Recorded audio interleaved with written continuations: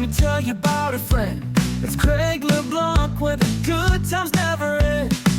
Talking Parks and Rec, it's a show you gotta know. Welcome one and all to the Daily Parks and Rec Show. It's the Daily Parks and Rec Show. Have to make sure that if you're providing excellent service to the community, you make sure you're providing the same service at home. I can't tell you how many times that we have been told to go home, and not because of disciplinary action, because our administrators recognize that we're working from the time the sun comes up till the sun goes down. Welcome to the Daily Parks and Rec Show. Today, we're taking a closer look at the incredible work being done in Parks and Recreation, highlighting the dedicated leaders who make it all possible. We're excited to feature Bryan Dixon, Deputy Administrator for Park Services at Henry County, Georgia. Bryan oversees a vast system of 26 to 27 parks and about 40 government facilities, including libraries and courthouses.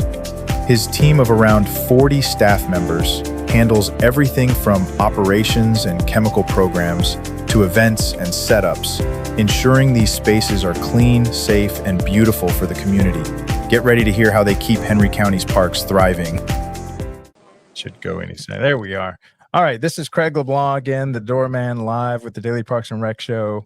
We have a special guest on a special vacation that he's just doing it from his phone, but Bryan Dixon is one of our leaders in Parks and Rec. He's one of the co-hosts on the Rec Room, which they do a monthly podcast with us. And right now he is, where are you at? You said you're on an island in the Atlantic? I'm on Fripp Island, South Carolina. Yeah. Man. All right, well, we're going to St. Helena. We're going to play our little promo so people that are new to the show can kind of catch up to speed of what we're trying to build here, and then we'll come right back and have a conversation with Bryan. Awesome. Welcome to DPRS Media Co., the first media company built for the people behind the Parks and Rec community. We don't just cover on Parks and Rec, we elevate it, we amplify it, we honor it. At the heart of everything we do is one mission: to serve the public servants, the professionals who design, maintain, and lead the parks that shape our communities. Under the Daily Parks and Rec Show, we produce 6 powerful platforms. Leadership in Parks and Rec, a spotlight on directors, superintendents, and visionaries shaping the future of public spaces. Facility maintenance, where the boots hit the ground, a deep dive into the systems, crews, and craftsmanship that keep our parks clean, safe, and beautiful. Young Professionals Network, shining a light on the next generation of Parks and Rec. Students, interns, and mentors sharing how we build a legacy together. Youth Sports Mastery, sponsored by National Academy of Athletics. This series is for coaches, parents, and rec leaders working to make youth sports fun, fair, and meaningful again. The Rec Room, hosted by the passionate leaders of Henry County Parks and Rec. This show brings frontline energy and real-life stories from the field. And the weekly Parks and Rec Post, our official newsletter delivering stories, insights, and community wins every week. We are DPRS Media Co., LLC, a media company with a mission to uplift the professionals who serve every community, every park, every day. All right, so Bryan, maybe you could just tell everybody that's new to the show what you do for Henry County, Georgia, which y'all have got quite a large park system over there, and maybe so tell people a little about what you do for Henry County. All right, so I'm the Deputy Administrator for Park Services. I oversee 26 to 27 parks. I oversee roughly 40 government facilities, libraries, courthouses, things of that nature. I oversee a staff of roughly about 40, which encompasses operational, chemical programs, events, setups, you All name the it. maintenance. We pretty much have our hands. Yeah. Yeah, you're definitely You're definitely one of those maintenance professionals that we talk about. We have a whole show geared towards. And, I've often said after my conversation with you when we first met, that I'll refer to you saying that you hardly maintain stuff Fridays and Mondays because you're always setting up and tearing down from special events. So you have to do all your maintenance pretty much Tuesday, Wednesday, and Thursday. Yes, yes. I believe I don't want to give away too much, but I believe we may have found a solution for that problem because I think collectively as a team, we start talking about those things. How can we get better? And Yeah. JP, I think, has a solution up his sleeve, and I'm waiting to see how that unfolds. So stay tuned. Stay tuned. Yes, I'd love to hear that solution because I know that's such a common problem when it comes to tapping the resources of maintenance for setting up for special events and tearing down for special events. And even y'all man a lot of the special events, don't y'all? Like day of? Absolutely, yeah. I mean, it's a setup, it's a work the day of, and it's a breakdown. Depending on what event it is, it depends on how much staff it calls for. I have a minimum of always of 6 people, 6 personnel, and 1 supervisor, always for any event. And then sometimes we'll have some local event that just calls for like maybe 2 or 3 people. Mm, Butterfly release, things like that, local yeah. tournaments, things like that. Mm-hmm. And so what does the setup look like? Are y'all, obviously what tents, chairs, tables, stands, electric, or what, how extensive can a setup get for y'all? So yeah, I mean, we have a stage that we have to go in and we have to set up. That takes about 4 hours setup. We have a team that's dedicated just for that. And then you'll have VIP setups where you have to have pedestrian rails dividing certain areas, tables. It could be 30 round tables. 7 to 8 chairs per table. Then you have general audience, which could be roughly 400 or 500 more chairs. And then you're making sure that you have trash cans in strategic places. You're making sure that all your restrooms and electrical outlets before the event even starts, make sure that all that is fully functional, operational. Make sure there's no mystery puddles in the restrooms. Just Mhm. trying to be as thorough as possible before any type of major event. So when we say setup, it's more than just tents, tables, and chairs. Like there's a whole thorough thing because if somebody needs power or somebody needs access, we want to make sure that all that is working as it needs to. Mhm. So now how do y'all keep track of all that? Is there some form that the people that are, running the event check off to say, we'll need this, we'll need this? And then y'all have do y'all run it through a software or do y'all run it all through paper or how do y'all communicate So all that? so we communicate it through our events. First off, our events team, they control all the events for our county. Their calendar finds its way onto my calendar and it has all the details. And then all my supervisors has access to that calendar with all the details so we can see those things coming. And then just years of experience. I mean, I hate to say that, but we've been doing this for so long that when we know that we have an event, that there's certain things that it's going to require, whether it be generators or X amount of chairs, they need water. So we've just been a part of this for so long that it just kind of becomes second nature. Mm. Now, is Um, that Katrina you're working with? Is she's your special events kind of head there, and she's telling you, "Hey, we got this special events. Here's all the details," and then y'all are communicating back and forth as it gets right. closer to the. Yeah. She does very good. Sometimes she has to remind me a day of, hey, Brian, you forgot 500 chairs Uh, in the arena, you know? So we, we just communicate very well. I watch KP's show. I've watched Thomas' show, and they've all said the same thing about the way we communicate. It is really a Mhm. simple, just pick up the phone and or an email or a text message and, execute. That's what we got. Well, look here. Yeah, You got that's a fabulous view. oh, I love it.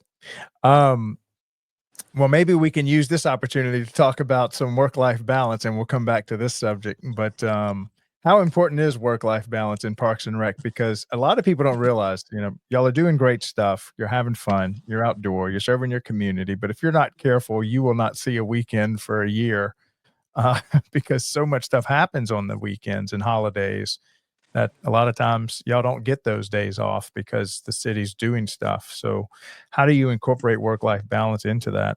Well, yeah, you said it. We work when others play, and you just have to be intentional about it. You just have to make sure that if you're providing excellent service to the community, you make sure you're providing the same service at home.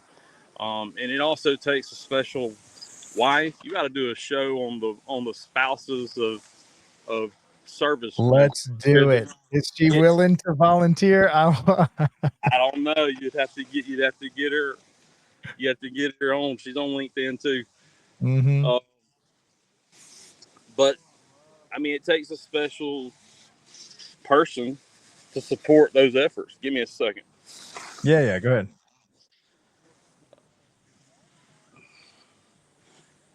But it This takes, is how you know this is how you know our show is not AI generated. It's, Mother exactly. Nature's taking over. It's the real deal. It's a real live and in charge here. Right. But it just, it takes support from your family. It takes support from your coworkers. It takes that family culture that we have, that we talk about. We're so proud of that. Mhm. It takes. Yeah. Yeah, and I Simple. was KP was talking about it is, y'all are so in lockstep and in tune with each other as a team, and y'all are meeting, at the breakfast club. Is that what it is? The breakfast club The every breakfast morning? club. Yeah, I try to. Yeah. I try to stay. I try to. I love the Breakfast Club from a distance. Okay, I love to watch them work. They truly are fascinating to watch. That they Mhm. truly do their best work right there. Um, but I go in, I check in, what you got, what you need. I'm out of here because if I stick around too long, uh, that list starts growing. I'm That's it. probably telling on myself. I hope Miss Holder, our deputy administrator, or deputy director, is not watching right Right. now. Well, I think what you've got is you've got 6 people, 5 of them kinda have ideas, and then, Brian's gotta go make it happen. Yeah, and don't get it twisted. I have ideas too, and my maintenance team, they're very creative and they work. That's why they work so well with the events team. Mhm. It's because they're all sharing ideas and being creative together, and everybody has a say. Yeah. It's fun to watch. Yeah. Yeah. And I really like how y'all check in with one another. You know each other well enough and you're in tune with the team that if something's off, if you need a vacation, if there's some overwhelming things going on in your personal life, it seems like one of y'all would pick up on it quick and get ahead of it. And that can do a lot when it comes to burnout, because if you're not careful, Parks and Rec will burn you out. Um, ha- Yeah, I can't tell you how many times that we have been told to go home, and not because mm, of disciplinary action. It's because our administrators recognize that we're we're working from the time the sun comes up until the sun goes down. I can't tell you how many mhm, times Michelle and Donna send emails out at 7:30, 8 o'clock at night. I can't tell you how many times Thomas is working, you know, 9:30 at night. I can't tell mhm, you how many times. It's never ending for all of us. mhm, Talk to every one of us, and it's a passion, and we truly love what we're doing. mhm. What does burnout look like? What are the signs of burnout that you kinda see that you're like, "That guy needs a vacation, a break, needs to go home"? What are some kinda indicators that you've Uh, spotted? a lot of people start carrying it physically. Their body language starts changing. Mhm, Uh, their temperament may change slightly. They may be just mhm, a little quicker to maybe snap, or maybe a little not snap, but maybe a little more distant. It depends on the individual. It changes mhm, with whoever you're dealing with. So it looks different depending on who you're dealing with. So I mean, and mhm, that comes down to knowing your staff, the ins and outs of who you're working with. Um, mhm, so I mean, for me, it's just seeing it in their face, seeing how they come in the morning. They look well rested, Mhm. you know. Asking subtle questions, just to kind of see what the attitude is coming out of them, Yeah. you know, and then our department does a very good job of making sure that people are taking their time off because they Mhm. identify that we work so much. I mean, that no one's ever in 20 years I've never seen anyone tell anyone no. Right. You Yeah, know, that's important. Now, what are the things that you think cause that kind of burnout? Is it just the long hours and the nature of Parks and Rec, or maybe those are kind of out of your control because Parks and Rec is what it is? But what are the things in addition to that, but also what might be in your control, like lack of communication, or are there any other things that cause that burnout? yeah. I mean, I think being emotionally attached to what you're doing because most Parks and Rec people are very passionate about what they're doing. So Mhm. emotionally, um, the hours are stressful because it's early mornings, it's holidays, it's late nights. It's Mm. like I said, it's when others play. We're called to serve. Right. Um, so yeah, I mean, it's easy to get burnt out when you have 100-degree weather.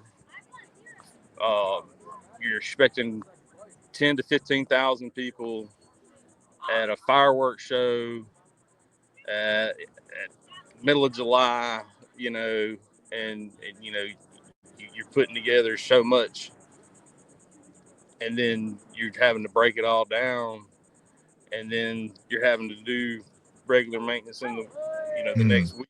And then there's a tournament that comes in the next week, and then there's some. So it can get easily it can just compile one after another, one weekend after another, one late Mhm. another after another after another. Um, Yeah. my supervisors the my superintendents get frustrated with me because I'll tell them to go home and they're like, I don't want to go home.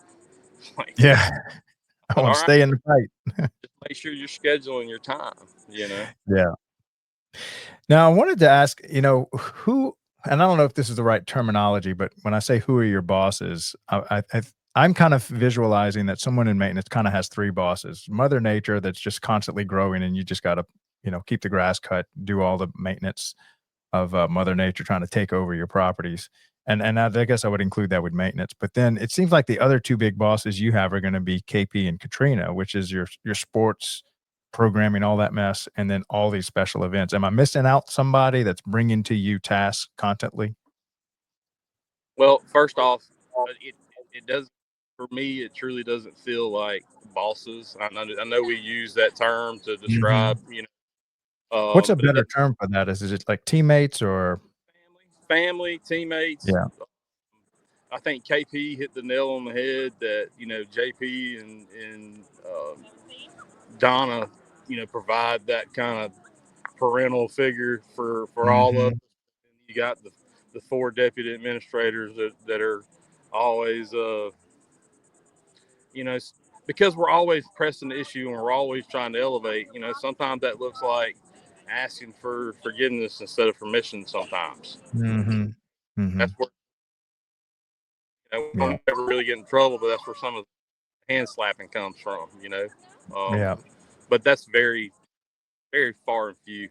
Um, so our bosses would be one, the taxpayers of Henry Oh, County. yeah. Yeah. That's who we're called to serve. You know. Um, two, the board and the county manager and Mm. our executive. You know, that's that's who our bosses are. Uh, Mhm. Mother Nature has no bosses. Yeah. Uh, it doesn't understand budgets. It doesn't understand cutoffs. It doesn't understand. The grass is going to grow. Events are going to roll. All those things are going to happen regardless if we're under a spending freeze or not. So Yeah. Yeah. And then how about, KP? What kind of workload is he bringing to you on a regular basis? Yeah, I mean, his phone's constantly blowing up. His emails constantly filling up. People, we got nice facilities, and then the facilities that aren't so nice, we're flipping them, and people are Mhm. taking notice, and so they want to hold more games and more tournaments, and people want to have more leagues and they have more ideas, and they want to have more programs, and so uh, just brings about more, Mhm. setup, getting things ready, making sure things are safe and playable for the people that are coming in on the weekends, but not only the people that are coming in for the weekends, but the people that live here throughout the week. Mm. Yeah. Now, do y'all look at a baseball tournament that's running through KP, who's handling all the athletics? Does it kind of look a lot like a special event to y'all as far as, your workload? Depending on the size, we'll if like a big 7-on-7 or some type of big football tournament events coming into town that got some national attention to it. Um, we'll run it through our special events, which Mm. notify all the agencies, PD, fire, all the main players, just to let them know that this is going on in this area, and we're kind of requesting some services ourselves, because Mhm. thousands of people to be at this site for 3-4 days. Mm. Now, think back to, when you first started this, what was your journey like coming in? And then what are the lessons you kind of learned along the way? We can get into that. But when you started out in Parks and Rec, you came in maintenance from the maintenance side originally, right? Is that how I you did. got into it? Yeah, we look a lot different now. I mean, we look a lot different now than we did then. Mhm. There was not much room for growth. We only had 3 tiers: a Mhm. Tech One, a Tech Two, a Tech Three. And when I came in the door, the Tech Threes had just been created. Uh, Mm. Now, what's the difference between those? Can you define each one of those? um, so then it was I would say that it was everybody that came in the door was a Tech One. You started out as a Tech One, as you stayed in and as you learned kind of the the operations of what was going on. You would be promoted depending on position availability along the way. Um, Now we're structured so much different. There's so many more different Mhm. levels. So for me now, I have a maintenance tech one. That's entry level. That's somebody that comes in with no real experience, and then I have Mm. a So this maintenance. is like a high schooler, almost like a minimum wage job that's just maybe started as a trash or weed eater or something like that, correct? Correct. And then I have like a maintenance tech two, which would be someone that that come in that maybe cut grass, but on some landscaping crews, some companies out there in the world or whatever, and now want to come and be a part of what we're doing. They would come in Mhm. as a tech too. And then from there, I have specialists. And then Mm. specialists are guys that have been in for for a while. They typically lead crews. They can run just about any equipment, whether it be a skid loader, a lawnmower, um, whatever we're calling for, they can kind of specialize in that. Um, Mhm. but they tend to run our crews a little more. Um, Mm. and then from the specialists, we have crew leaders. Our crew leaders are who our specialists are really kind of reporting to, checking in. Um, our crew leaders are our operation guys who are out in the fields, making sure they're managing just a handful of crews at one time. And then from there, I have supervisor Tues. Um, Mm. they are the guys that are handling the more of the administrative portion. Like I have Alex, who is the guy that's telling all the crews. I give him bullet points. He's the one pulling the trigger, telling who to go where. If I have a change throughout the day, I'm calling Alex.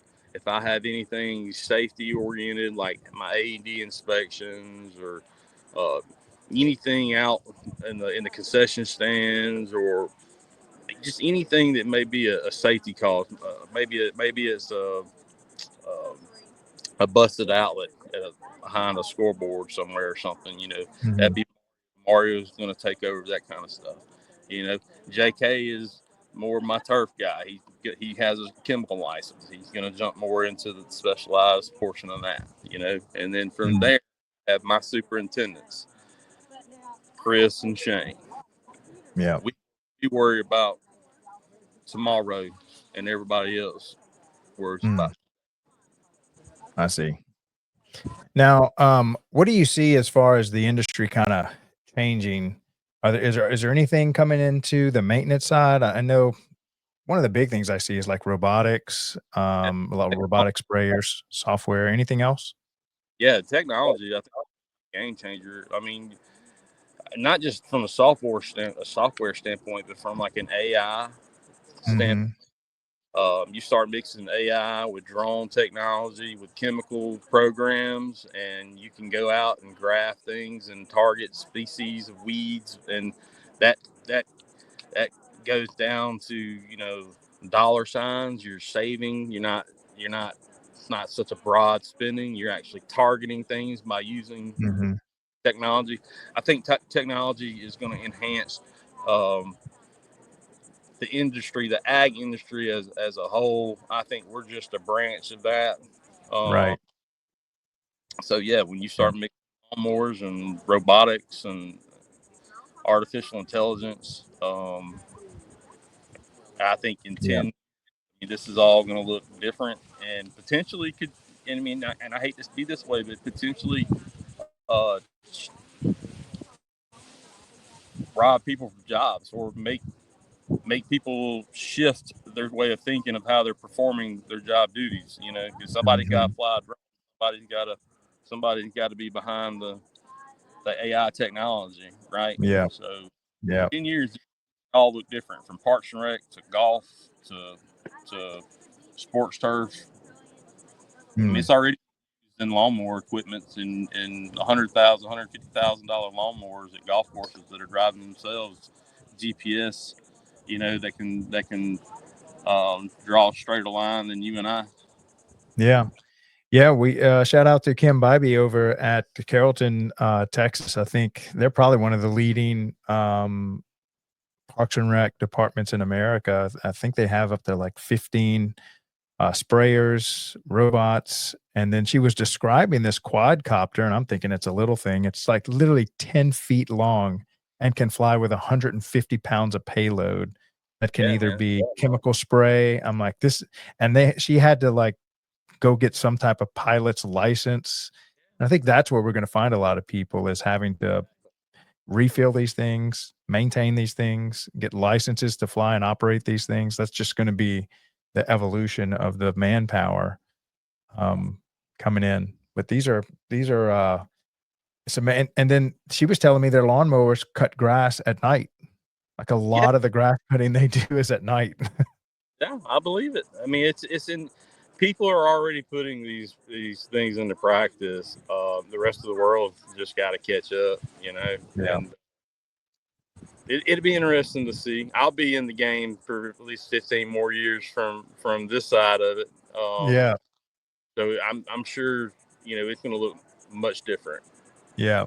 Yeah, I kind of feel the same way. I'm glad it's happening on my watch. I'm curious about it, and if the world's going to end in AI, I'm glad I get a front row seat. At least I get to be here. Where are you finding out a lot about this stuff? Is it trade shows, or what type of trade shows aside from NRPA and GRPA? Do y'all go to any like field maintenance or anything else?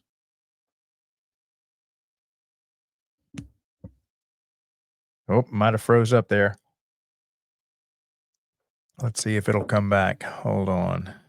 I know he's on the beach, might have a bad connection. Well, while we wait for him to kind of come right back, actually what I'll do is I'll take this opportunity to play a commercial for our next show, which is the Youth Sports Mastery Show, and hopefully we'll get Bryan back by then. Let me go ahead and press play on this. And this is with Aaron Locks, happening at 1:30 p.m. Eastern. So we'll play it and come right back. At DPRS Media Co., we don't just create content. We elevate community through storytelling. Now, we're proud to introduce the newest addition to the family. Welcome to Youth Sports Mastery, the podcast where champions are shaped, not just on the field, but in life. Hosted by National Academy of Athletics founder Aaron Locks. Youth Sports Mastery dives deep into how youth sports can empower kids, strengthen communities, and build leaders. From coaching culture to recreation strategy, and from player development to parent impact, every episode brings game-ready insight from the people making it happen. Youth Sports Mastery goes live every Thursday at 1:30 p.m. Eastern Standard Time. Only on the Daily Parks and Rec Show, sponsored by National Academy of Athletics and powered by DPRS Media Co. This is where purpose meets play.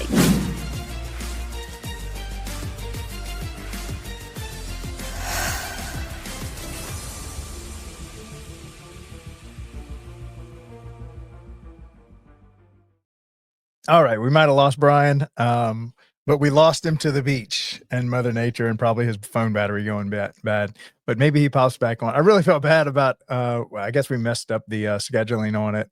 And I know he's on vacation, and gosh, Parks and Rec people, if anybody works hard for their vacation, is them, because they're when we're on vacation, they're working. I think that was a great point by Bryan. It's like, when the community's playing, Parks and Rec is working. And so if you kind of put yourself in their shoes, rarely is there a weekend that Bryan and his staff have off, because if we're all working, Monday through Friday, 9 to 5, we just don't have time to celebrate as a community until the weekend rolls around. And so if you think of all of your special events, they're predominantly hosted on community property with the Parks and Rec department. Think of your festivals, think of your 4th of July celebrations. A lot of this stuff is done on the weekends, on holidays. And so in the background, notice who's working. Notice who's there taking out the trash. Notice that everything was set up when you showed up. And when was that set up? Probably the day before. And when you leave, who's cleaning up and who's tearing down.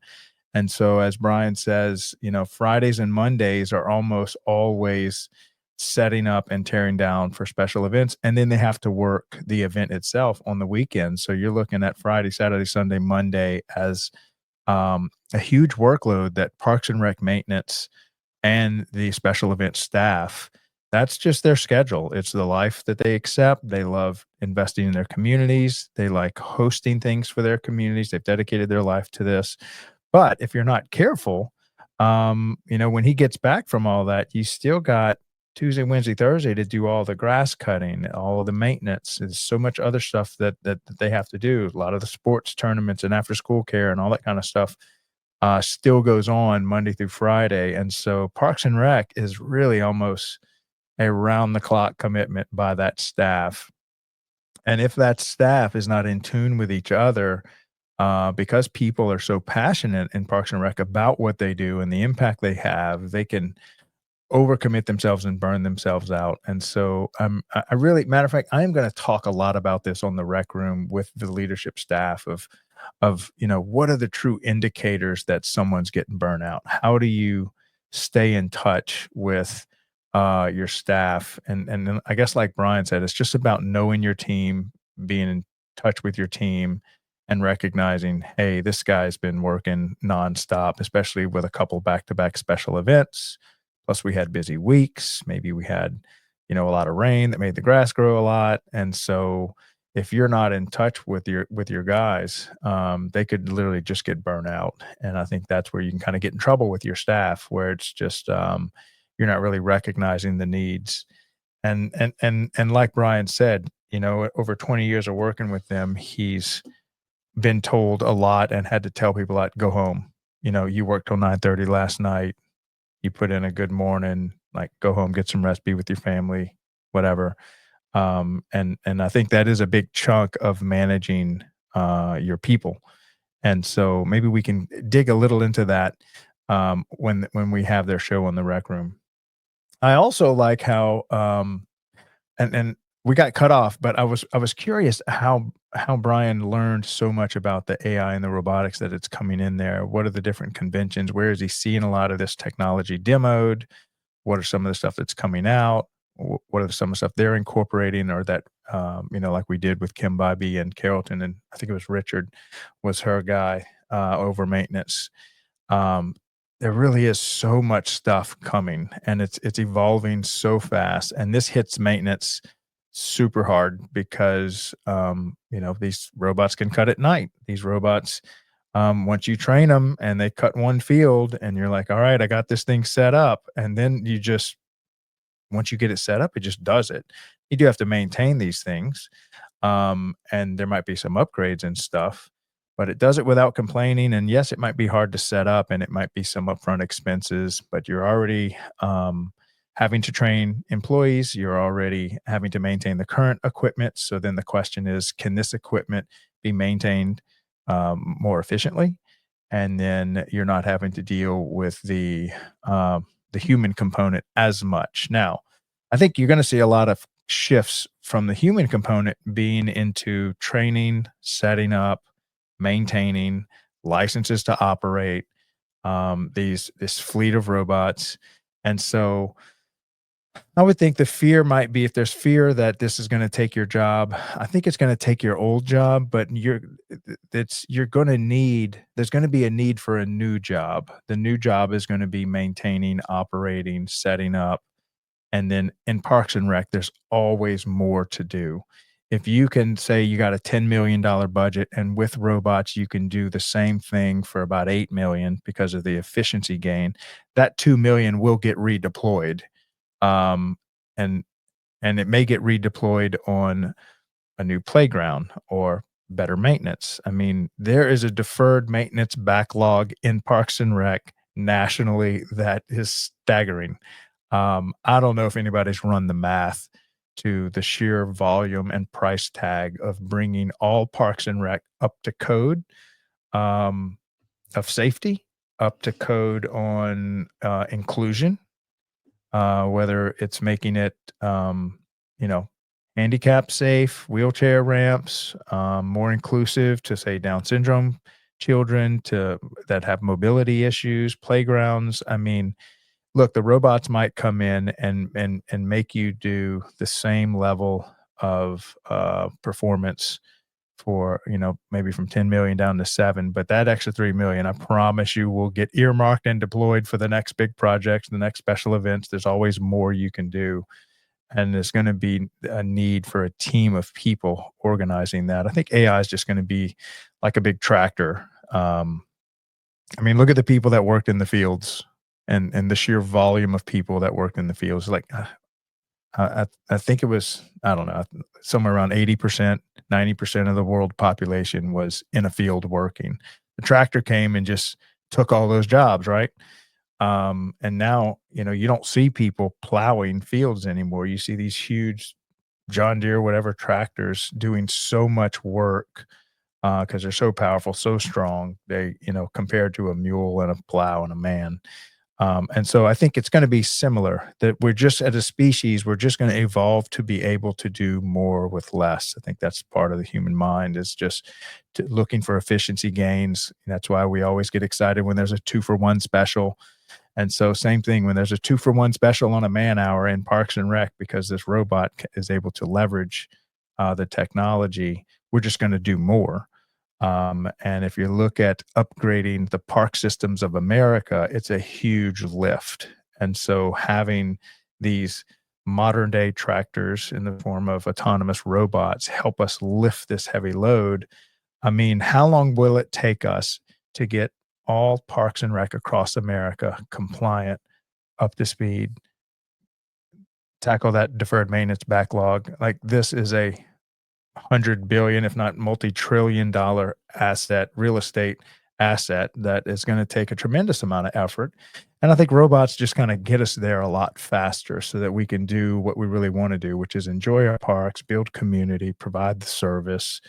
And so I'm kind of, I see, maybe I'm a little too optimistic here, but I see an abundant world coming our way. And I'm so happy to see that Parks and Recreation will be a beneficiary of some of this coming in. And just always been interested in technology personally. But All right, so I'm going to go ahead and wrap it up there. Brian, thank you so much for coming on during your vacation. I didn't realize well, I guess I caught a glimpse because we were communicating something else that he was on vacation, but um, taking the time to just hop on his phone and hop on the show, and we'll reschedule it to where he's actually at the office and stuff. So I'm also very interested in maybe doing a show of spouses in Parks and Rec. So, maybe having Brian's wife say, "Let me tell you what it's like to be married to somebody in Parks and Rec that's nonstop serving the community, loving the impact, but never gets a weekend, never gets a holiday." That's gotta I'd love to hear their side of the story. So if for those of you that are listening, if your spouse is willing to come and maybe we can get a couple of them on stage and just do like something fun and special, and just to tell that side of the story, what it's like to be married to someone that's dedicated their life to something they're really passionate about but demands so much of them. I think that would be cool. And maybe Brian's wife's one of them, but if not, there's got to be somebody out there listening that whose wife would say, "Get me on the show. I'll tell you what it's really like." But all right, so I'm gonna go ahead and play actually this one. Okay, so I'd like to promote. Well, I got a few more minutes. I'd like to promote our YPN. YPN stands for Young Professionals Network. A lot of people in Parks and Rec already know this, but maybe you don't. So I'm speaking to those that don't know about it.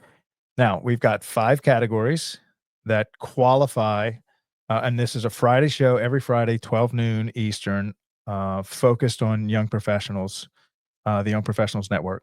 So Young Professionals starts in high school, and so you could be a volunteer, you could be part-time, you could be a coach, working a seasonal staff, but you're in Parks and Rec, you're volunteering in Parks and Rec, you're coaching Parks and Rec, and maybe even you're doing an internship. There actually are some Parks and Rec departments that take high school interns, and so that's the first group.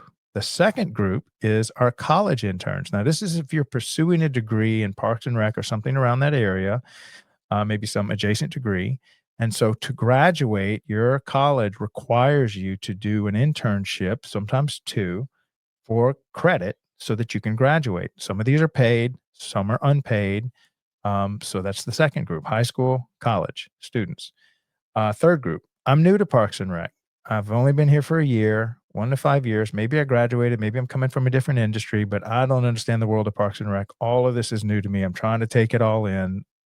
Third group, 1 to 5, first 1 to 5 years in Parks and Rec. And it's not necessarily what age are you, it's that I've only been here for a year. So even if you're coming from a different industry, that you've been in for a decade and you're coming in, you're 30, but this is your first year in Parks and Rec, shows for you.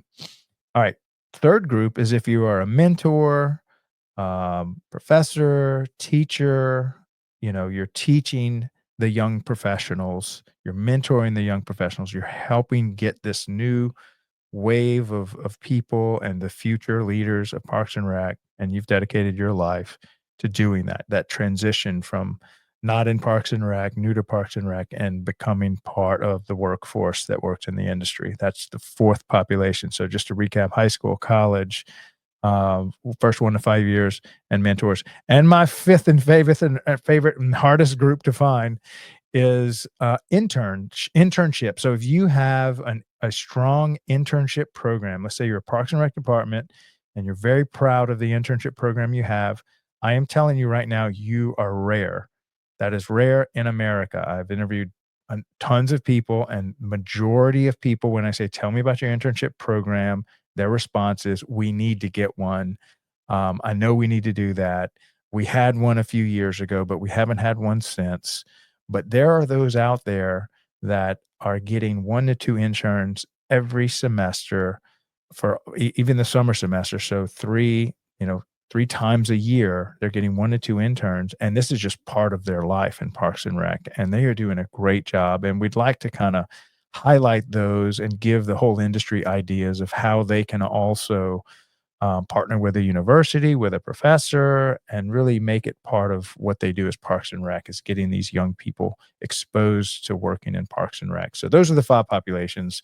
Every Friday, we do a show for that community of young professionals. And this is a little promo that Chris made for it. So let me play this and then we'll wrap the show up.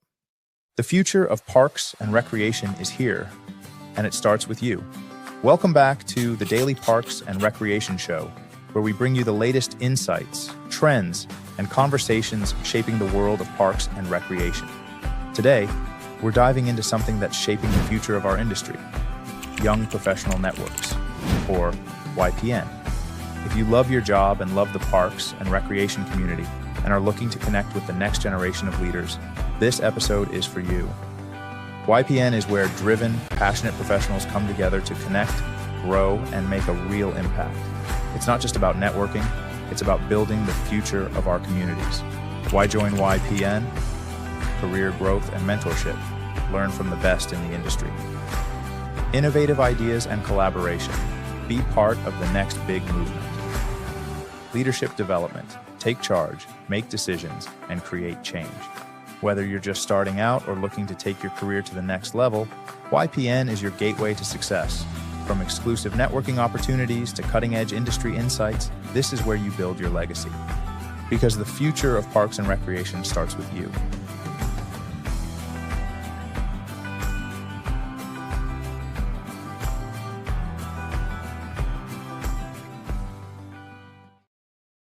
All right, so that's our Friday show. Every Friday, 52 shows a year, 1:30 p.m. Eastern, all about Parks and Rec as we try to bring this community online, give them a place to have a voice so we can understand all the issues that the high school kids are facing, that the college students are facing, that the first 1 to 5 years people are facing, that the mentors and professors are facing, and that the internships are facing. We want to give it a stage and just if we're serious about taking this industry out of the discovery major category, this is how we do it. And I don't think there's a better positioned industry to share their story because they employ usually the largest population of high school, like first-time job seekers are in Parks and Rec. This is your volunteers. This is your concession stand workers, lifeguards, camp counselors, you name it. My first job ever was cutting grass for Parks and Rec. And I'm not alone in that. And so if we can just have a place where we give that testimony during some orientation from the leaders to these high schoolers and college kids that are showing up as part-timers, then I think we can actually lift this industry up into something that's a sought after position to work with Parks and Recreation. So that's kind of the objective of our Friday show. All right, I'll go ahead and wrap it up. Next is Aaron Locke with, let me see who he has as a guest. Well, I might be able to tell you. Is it Pat? No, Pat's coming on the 17th. Let's see. It might be, yeah. I forget who's coming on today. Well, anyway, it'll be a surprise. You're going to find out in about 40 minutes. All right, so stay tuned. 40 minutes from now, Aaron Locke will go live. This is with the Youth Sports Mastery Show. So all things youth sports, coaching, athletic directors. Aaron has been in this business of youth sports. It's been part of his life for 40 years. So he's one of the best experts, you could say, in America, probably in the world. And he has a weekly show every Thursday that we have, the Daily Parks and Rec Show, help him produce. But it's his show, and we love helping support him. So that's every Thursday, 1:30 p.m. That's coming up here shortly. All right, that's all I have for y'all today, guys. Thank y'all so much. Bryan, thank you so much for taking your time off your vacation on the beach. I feel so horrible. I don't think I'm ever going to let myself live that one down. We just talked about work-life balance, and here he is on vacation doing a show with us. But I appreciate your knowledge and wisdom, and I can't wait to reschedule it, and we can kind of share that in, when you're at your office. But have a great vacation. To his spouse, whoever it is, thank you so much for lending him to the show for a few minutes and supporting him in his career in Parks and Rec. I'm sure he would say that he couldn't do what he does without you. So love you guys. Thank y'all so much for this opportunity to create this media company for Parks and Recreation. We're having a blast doing it, and we hope it's valuable to y'all. Y'all have an awesome day. Bye. Welcome to DPRS Media Co., the first media company built for the people behind the Parks and Rec community. We don't just cover on Parks and Rec, we elevate it, we amplify it, we honor it. At the heart of everything we do is one mission: to serve the public servants, the professionals who design, maintain, and lead the parks that shape our communities. Under the daily Parks and Rec show, we produce 6 powerful platforms. Leadership in Parks and Rec, a spotlight on directors, superintendents, and visionaries shaping the future of public spaces. Facility maintenance, where the boots hit the ground, a deep dive into the systems, crews, and craftsmanship that keep our parks clean, safe, and beautiful. Young Professionals Network, shining a light on the next generation of Parks and Rec. Students, interns, and mentors sharing how we build a legacy together. Youth Sports Mastery, sponsored by National Academy of Athletics. This series is for coaches, parents, and rec leaders working to make youth sports fun, fair, and meaningful again. The Rec Room, hosted by the passionate leaders of Henry County Parks and Rec. This show brings frontline energy and real-life stories from the field. And the weekly Parks and Rec Post, our official newsletter delivering stories, insights, and community wins every week. We are DPRS Media Co., LLC, a media company with a mission to uplift the professionals who serve every community, every park, every day.